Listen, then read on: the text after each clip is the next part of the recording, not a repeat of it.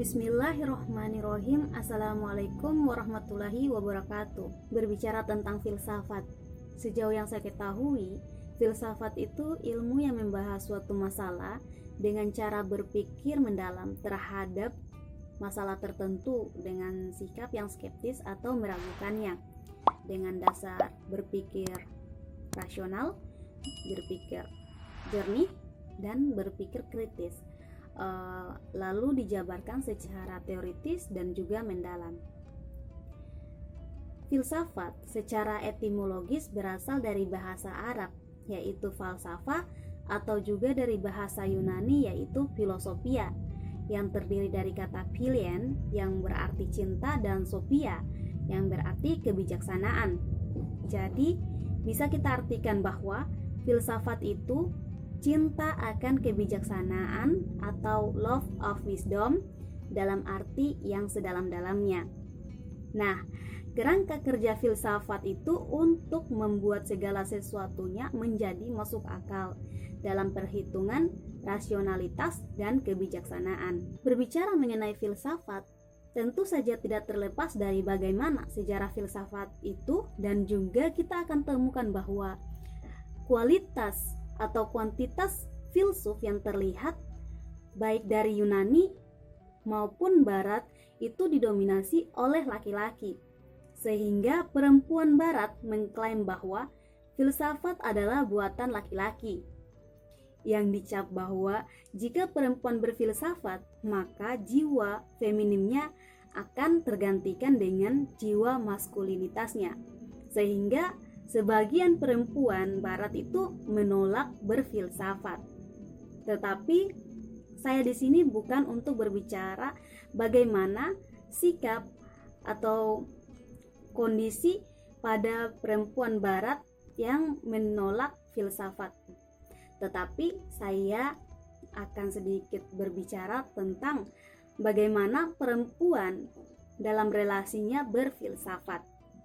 Terlepas dari cara pandang yang berbeda, perempuan dan laki-laki sama-sama manusia yang mempunyai akal pikiran, maka perempuan juga bisa berfilsafat, sebab perempuan juga manusia yang dalam artian mempunyai nalar atau pikiran. Lalu muncul pertanyaan, mengapa perempuan harus berfilsafat? Perempuan dengan berfilsafat tentu saja mengoptimalisasikan fungsi akalnya dengan nalar kritis yang dibangunnya, bisa membawanya kepada hal-hal yang mungkin secara kecenderungan sebagian perempuan menganggapnya sebagai hal yang rumit dan riwet. Sebab perempuan yang berfilsafat tidak hanya memikirkan relasi sosial, tetapi dalam relasi keluarga juga, atau relasi dia dengan lawan jenisnya, yang berarti mempertanyakan perbedaan hak-hak perempuan dan laki-laki, atau mungkin pertanyaan mendasar dalam keluarga, yaitu mengapa perempuan harus selalu di dapur. Hal yang seringkali dipertanyakan, perempuan apakah fungsinya hanya di dapur? Bagaimana perempuan bisa merefleksikan dirinya jika ini saja mendapatkan tepisan? Ini terjadi pada sebagian atau kebanyakan orang, salah satunya saya sendiri, yang mempertanyakan tetapi tidak mendapatkan jawaban. Malah justru sebagian orang beranggapan bahwa kenapa hal-hal ini dipikirkan atau mengapa itu dipertanyakan. Ya, kerjakan saja, lakukan, karena itu sudah seperti itu, sudah ada sebelum kamu sendiri lahir. Maksudnya, hal ini adalah yang telah menjadi kultur atau budaya dalam masyarakat itu sendiri, yang telah bernilai niscaya, sesuatu yang pakem, sesuatu yang tidak dapat lagi diubah, sesuatu yang dianggap itu adalah kewajiban perempuan dalam hal domestifikasi. Maka perempuan itu wajib dan wajib seperti itu. Tidak perlu mempertanyakan mengapa dan kenapa perempuan itu lingkup kerjanya hanya dapur, rumah, pasar, pasar, rumah, dapur. Itu tidak perlu dipertanyakan menurut sebagian dari mereka.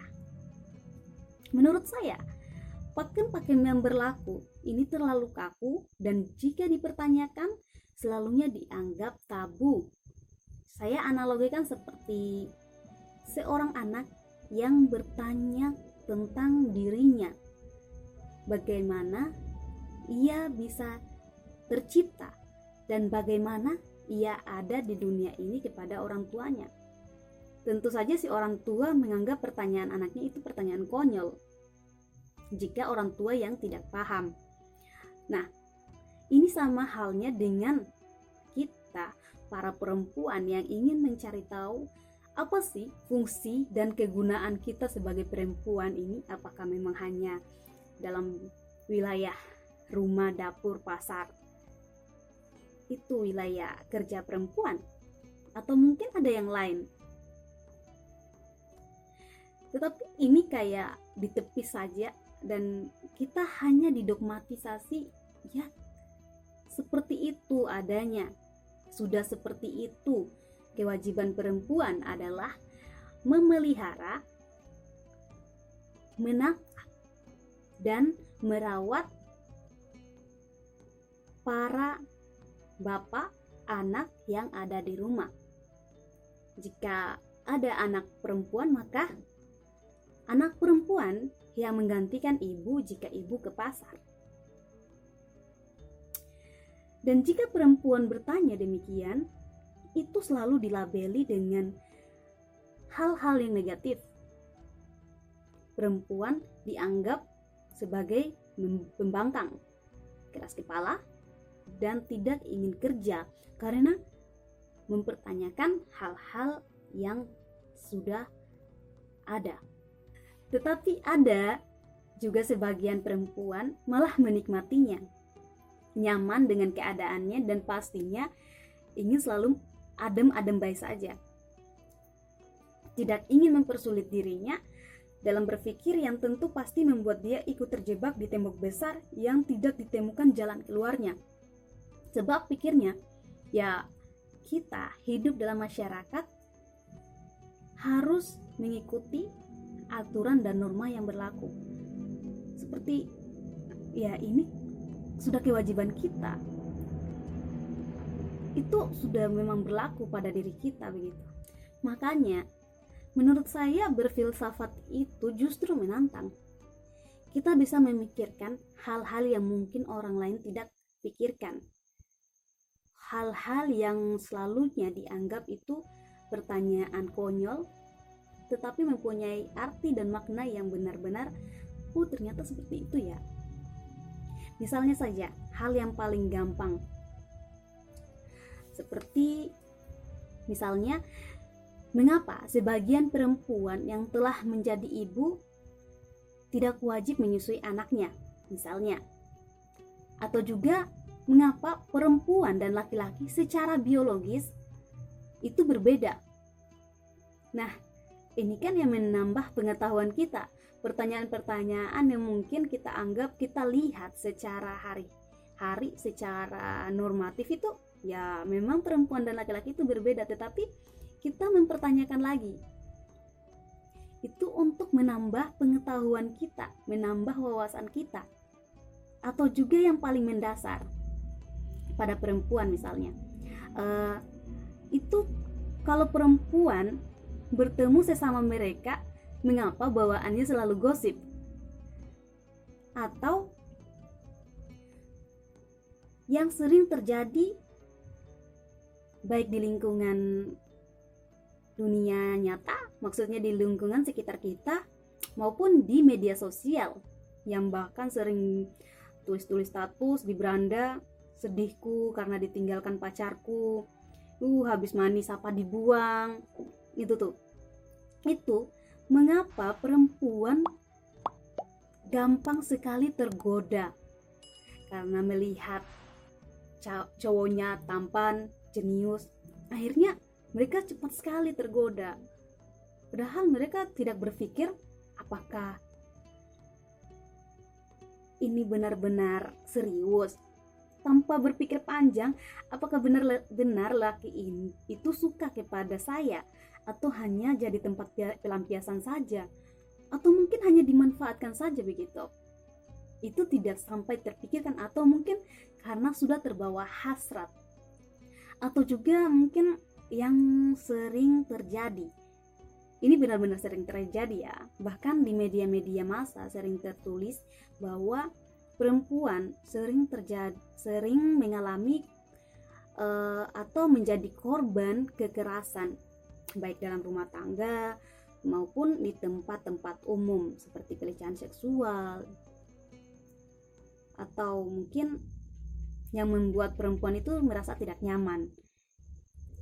Mengapa sih hal-hal itu sering terjadi? Itu yang menjadi kendala, itu yang menjadi kita ingin selalu bertanya-tanya.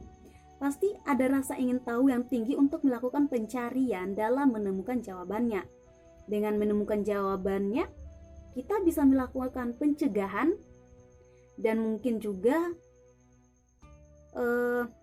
ikut membantu dalam menyuarakan terhadap orang-orang atau korban tersebut.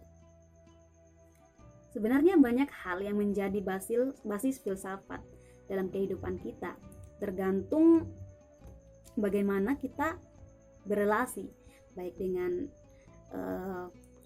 orang tua, teman, alam, bahkan dengan diri kita pun. Kita sering berkomunikasi, mempertanyakan hal-hal yang mungkin yang selalu ada mengganggu dalam benak kita begitu. Anak kecil pun bahkan telah berfilsafat. Mengapa kita sebagai perempuan yang punya akal tidak juga memanfaatkan tidak memanfaatkan akal kita? Namun yang ingin saya tekankan bahwa kita perlu berfilsafat bukan hanya untuk membangkitkan nalar kritis kita saat kita di ruang diskusi atau ruang akademik saja, tetapi memang kita sebagai perempuan harus berfilsafat di mana kita mengoptimalkan fungsi akal dalam diri kita, karena kita adalah manusia yang mempunyai pandangan yang lebih luas untuk melihat segala sesuatunya. Jangan sampai kita mengaminkan perkataan seorang filsuf yang berpandangan bahwa perempuan itu adalah bocah yang berbadan besar, berpikiran sempit, pendek kata, dan emosional tinggi. Dengan berfilsafat, perempuan membangkitkan nalar kritis, tidak mudah percaya informasi, mengedepankan pengkonfirmasian, tidak mudah percaya informasi apalagi rayuan gombal lelaki, karena nalar filsafat itu akan terus mencari tahu segala informasi dan memastikannya, sehingga mungkin saja perempuan berfilsafat akan menjadi salah satu pencegahan diskriminasi laki-laki terhadap perempuan yang sejauh ini sering perempuan menjadi korbannya.